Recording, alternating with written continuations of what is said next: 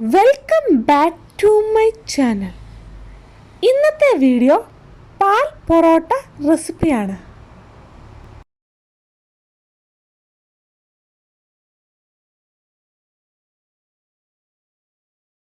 പാൽ പൊറോട്ട തയ്യാറാക്കാൻ വേണ്ടി ആദ്യം തന്നെ ഒരു ഗ്ലാസ് പാല് നന്നായിട്ട് തിളപ്പിച്ചെടുക്കുക. പൊറോട്ട ഞാൻ വാങ്ങിയതാണ്, നന്നായിട്ട് ചൂടാക്കിയെടുക്കുക.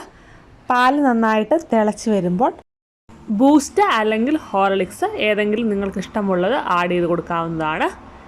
ഇനി ഒരു പ്ലേറ്റ് എടുത്ത് അതിലേക്ക് ചൂടാക്കിയ പൊറോട്ട വെച്ച് കൊടുക്കാം.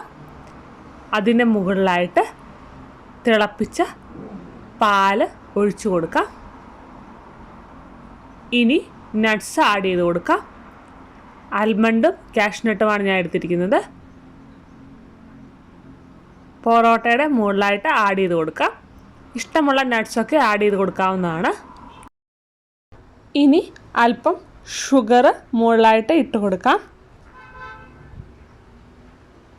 അതിനുശേഷം നമ്മൾ ചേർത്ത ബൂസ്റ്റ് അല്ലെങ്കിൽ ഹോർലിക്സ് പൗഡറായിട്ട് മുകളിലൂടെ ഇട്ട് കൊടുക്കാം.